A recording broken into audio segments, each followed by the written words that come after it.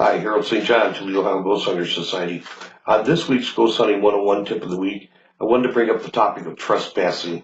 I was reading an article earlier in the week of a group of 4 paranormal investigators out in New York that had went into an abandoned hospital to do an investigation.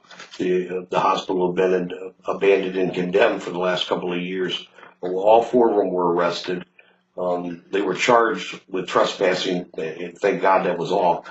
They were fined $2,000 each, and each of them received a year's probation. I was talking to a police officer who's a friend of mine this week, and he reminded me that they were very lucky.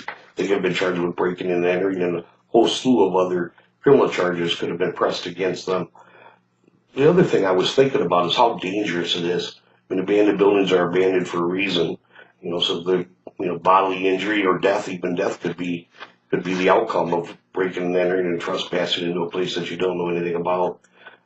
But I think it sounds like this is an easy thing and everybody should know, but trespassing is huge. Once I read that article, I started scanning the internet. And my God, there's been a ton of paranormal groups that have been arrested for trespassing, breaking and entering, and loitering, and all kinds of charges.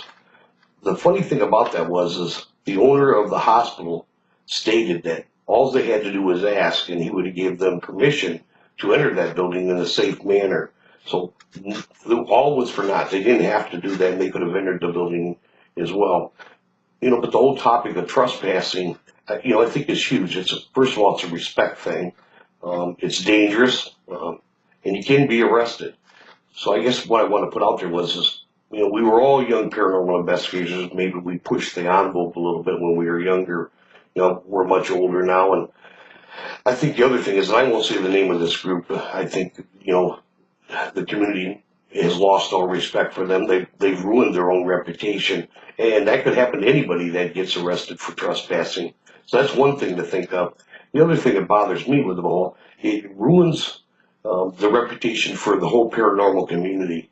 When people are looking at paranormal investigators, that's the way they see us, and that's not the truth. So trespassing, I think, is a great tip of the week. We just shouldn't do it. Toledo Ghost Hunters Society does not condone it. At no time do we think you should trespass. Always seek permission. It reminds me of how we do it, and I'm sure the other local groups do the same thing. We were at the Pemberville Opera House a few months ago, and while down there, I made a point to stop by the police station and tell them, the location we were going to be at and the times that we were going to be there. And as it turns out, the one police officer who was working the night shift that night stopped down to the Pemberville Opera House, had a cup of coffee with us, and walked around the building with us for a while. And it was great. It was a great visit, and he was very involved in our investigation. So it's as easy as that. Calling ahead, getting permission from the owner, letting the local police know that you're there. So that's Ghost Hunting 101 tip of the week. Trespassing, don't do it. You could be arrested for loitering, breaking and entering, trespassing, many other charges. These kids got lucky getting a $2,000 fine and a year probation, but they could have died as well. So I'm always worried about all of our reputations and how the community looks at us as paranormal investigators. So that's important to me. So Ghost Hunting 101 tip of the week: do not trespass under any conditions. Thanks. We'll see you here next week on Ghost Hunting 101 tip of the week. Happy audience.